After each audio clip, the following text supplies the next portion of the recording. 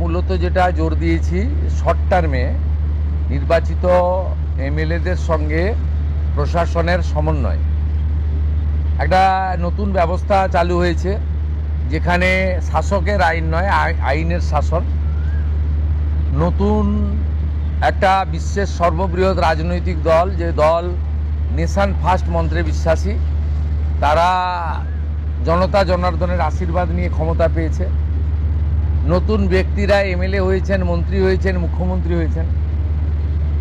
আমাদের ভিশন কি, আমরা কি চাইছি, কেমনভাবে রাজ্য চালাতে চাইছি, আমাদের সংকল্পপত্র কি, এটা প্রথমেই অ্যাডমিনিস্ট্রেশনের সর্বস্তরে পৌঁছে যাওয়া দরকার। সেই উদ্দেশ্য নিয়েই আমরা কিন্তু এই পরিক্রমাগুলো করছি। আপনারা এর আগে মিটিংগুলোতে দেখেছেন কত কোটি কোটি টাকা খরচ করা হয়েছে। এই কলকাতা থেকে কল্যাণী আসতে 1 ঘন্টা লাগে এখন জাতীয় সড়কের যুগে, সেখানেও হেলিকপ্টার ব্যবহার করা হয়েছে। এখানে কত রকমের খাওয়ারের ব্যবস্থা, নিশ্চয়ই সারাদিন আছে, দুপুরবেলা একটু খাবার দিতে হবে। এখানে কত গাড়ির মেলা, এখানে অফিসাররা গাড়ি শেয়ার করে এসেছেন।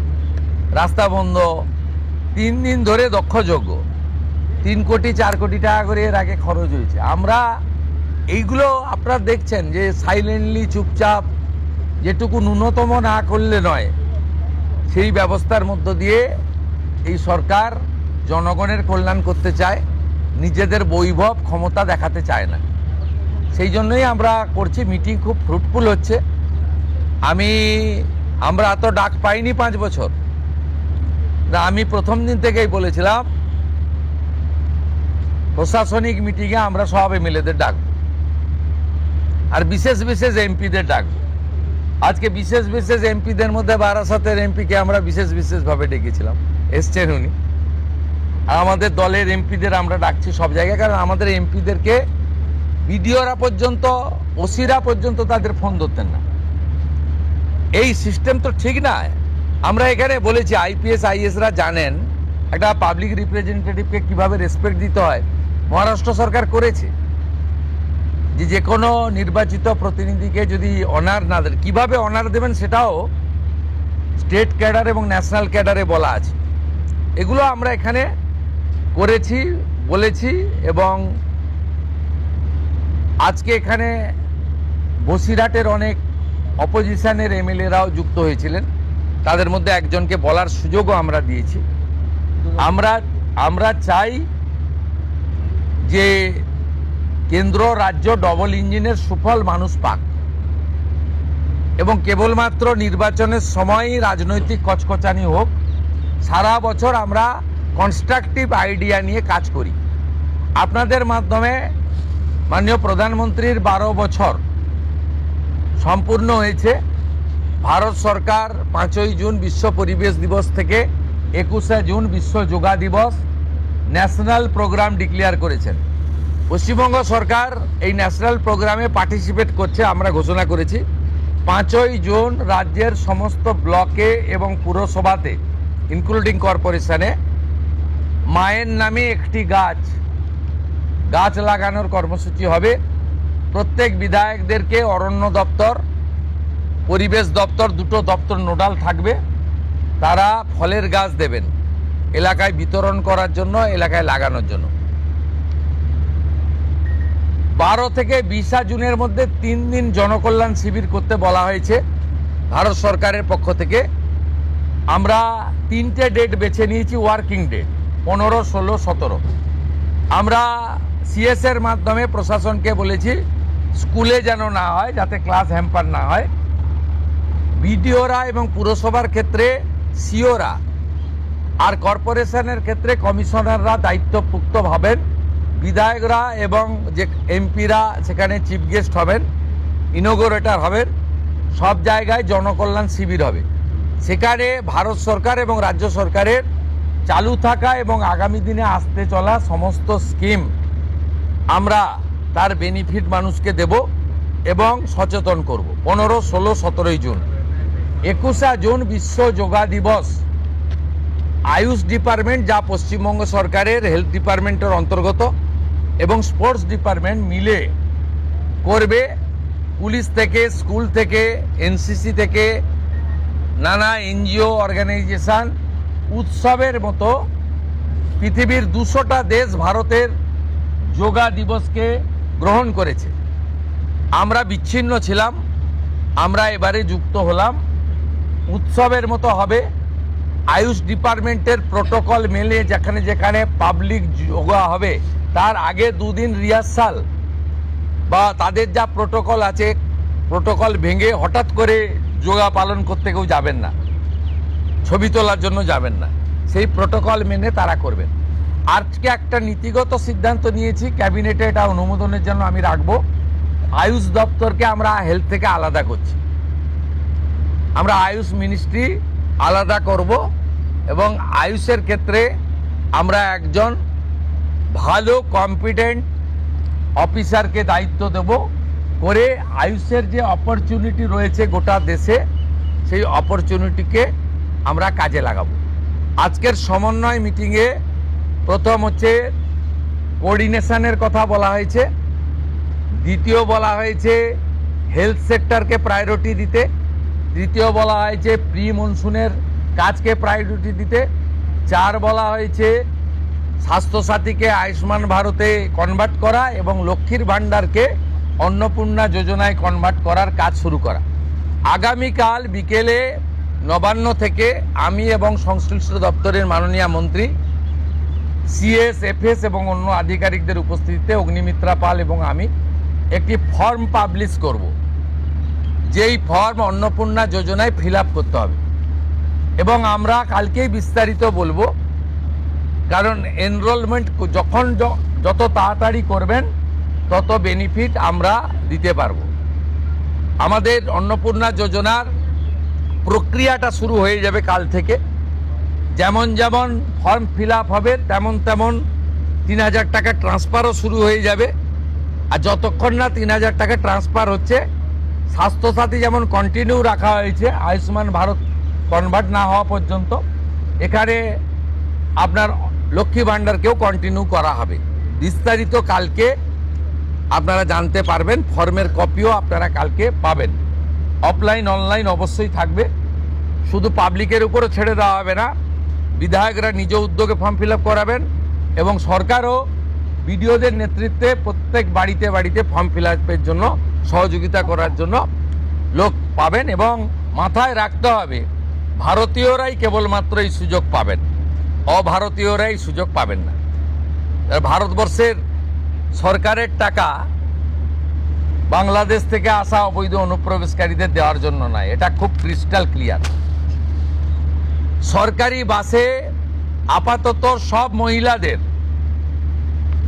আমাদের ফ্রি সুযোগ তারা পাচ্ছেন আগামী সপ্তাহ থেকে। তো আগেই ক্যাবিনেট অনুমোদন দিয়েছে, এটা কার্যকর হচ্ছে। কিন্তু আমরা এখনই সবাইকে, সব মহিলা বললে সুযোগ দিলে পরবর্তীকালে কিন্তু কার্ড করব।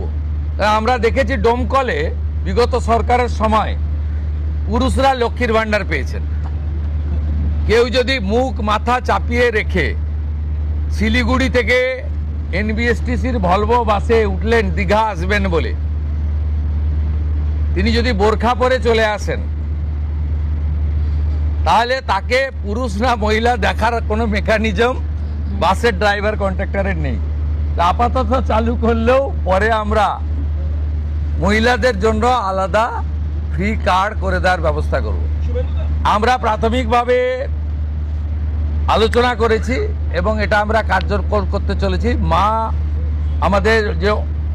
আমাদের মা ক্যান্টিন রয়েছে, সেই ক্যান্টিনগুলোতে 367টা, তাই তো অ্যাপ্রক্স 400-র কাছাকাছি সংখ্যা আপাতত এই থাকছে।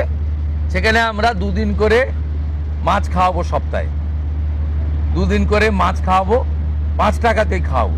এই কাজগুলো আমরা করছি। বাকি অন্যান্য বিষয়গুলো আছে, হবে। আমরা কয়েকটা প্রোগ্রাম পেয়েছি, সেটা হলো আগামী 30 তারিখে কেন্দ্রীয় আরবান এবং পাওয়ার মিনিস্টার আসছেন, অগ্নিমিত্রা পাল মহোদয়, তার প্রোগ্রাম পুরো অ্যাসিস্ট করছেন। আমিও একটা সময় নিশ্চয়ই কার্ড সিমিট করব। 4 তারিখে শিপিং মিনিস্টার আসছেন, শিপিং রিলেটেড মিটিং হবে। 6 তারিখে মাননীয় রেলমন্ত্রী আসছেন, আর 8 তারিখে দিল্লিতে স্বাস্থ্য দপ্তরের সঙ্গে পশ্চিমবঙ্গ সরকার আয়ুষ্মান ভারতের এগ্রিমেন্ট করবেন। এই প্রোগ্রামগুলো আপনাদের মাধ্যমে আমরা জানাতে চাই। আমাদের সরকার, আপনাদের সরকার আগামী সপ্তাহ থেকে মুখ্যমন্ত্রীকে বলা বন্ধ হয়ে যাচ্ছে, তার জায়গায় আমরা নাম দিচ্ছি আপনার সরকারকে বলুন। আর পুরনো যে নাম্বার ছিল ওর নাম্বারেরও বদল আসছে। এই সংক্রান্ত বিস্তারিত যেদিন আমরা লঞ্চ করব সেই দিন আপনাদেরকে নাম্বার জানাবো। নামটা আমি আজকেই জানিয়ে দিলাম, আপনার সরকারকে বলুন। মাননীয় রাজ্যসভার সাংসদ শ্রমিক ভট্টাচার্য মহোদয়কে নাম ঠিক করার জন্য সরকার পরামর্শ চেয়েছিল, তিনি এই নামটা ঠিক করেছেন। মুখ্যমন্ত্রী হিসেবে আমি সেই নামটা গ্রহণ করেছি। आज सुबह से देखा जा रहा है बहुत सारे बॉर्डर पे जमा हो रहे हैं, वो बॉर्डर क्रॉस करना चाह रहे हैं। क्या ये जो ऑर्डर आपने किया था, स्टेट गवर्नमेंट ने किया था, होल्डिंग सेंटर हर एक डिस्ट्रिक्ट में होना चाहिए, उसके बाद डर के मारे जो है लोग बॉर्डर क्रॉस करना चाह रहे ये हैं। एग्जिस्टिंग फॉरेनर्स एक्ट है, कोई नया कानून नहीं है। और ये लोग चला जाना चाहिए, और उनका बांग्लादेशी जो नागरिक है उनका लेने का जिम्मेदार तो है उनका। तो जब हम लोग यहाँ से बोल रहा था तब वहाँ से उनका जो स्पोक्स पर्सन है, मैं देखा था सोशल मीडिया में और यूट्यूब में आया, जो उन्होंने बताया जो बांग्लादेशी है वो तो हम लोग ले लेगा। तो ये सब बांग्लादेशी है, उसको ले लेना चाहिए। लेकिन ये लोग को, पुलिस को हम लोग बता दिया जेल में भेजने का जरूरत नहीं है। देश के रुपया में खाना खाएगा, कपड़ा देगा, मेडिसिन देगा। एक दामाद है ये लोग। जल्दी जल्दी भागो, जल्दी जल्दी भागो, नहीं तो जो करना है सरकार करेगा।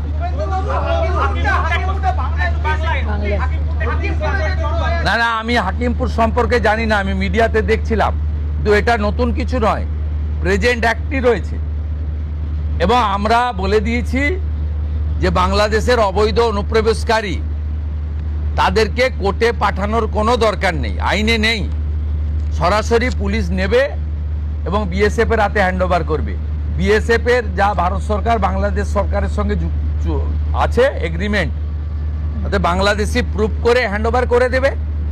আমাদের জেলে 3 মাস 6 মাস 2 বছর রেখে আপনার চাল, আপনার ডাল, আপনার তেল, আপনার মাছ, আপনার ডিম, আপনার কাপড়, আপনার মেডিসিন ওদেরকে দেব কেন?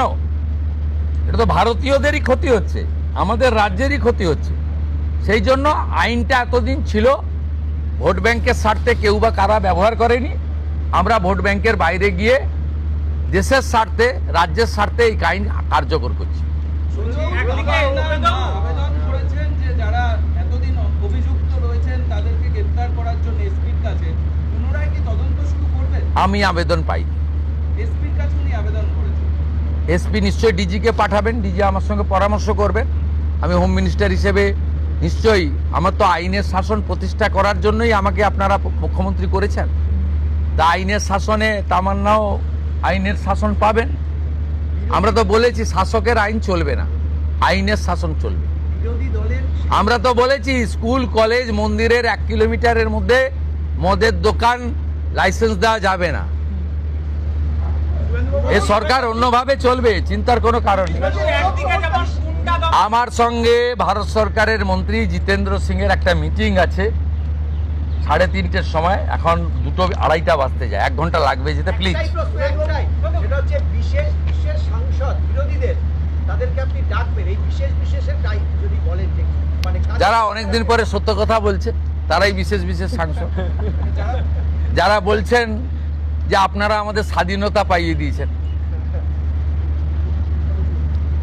যারা বলছেন যে এর কোনো ভবিষ্যৎ নেই, ফলতাতে যে চতুর্থ হয়েছে সে আর 1 তো দূরের কথা 2-এই আসতে পারবে না, সামনে ভবিষ্যৎ দেখতে পাচ্ছে। এই তালিকা আপনার কাছে প্রস্তুত? এই তালিকা তৈরি আছে বিশেষ বিশেষ সাংসদ? না, আমি বলবো না, আপনারাই তো দেখাচ্ছেন। আমি তো আপনাদের চ্যানেলেই দেখছিলাম বারাসাতের সাংসদ কি বলছেন। তারপরে সরকারকে বললাম যে উনাকে ডাকুন, উনি নিশ্চয়ই কোঅপারেশন করতে চান।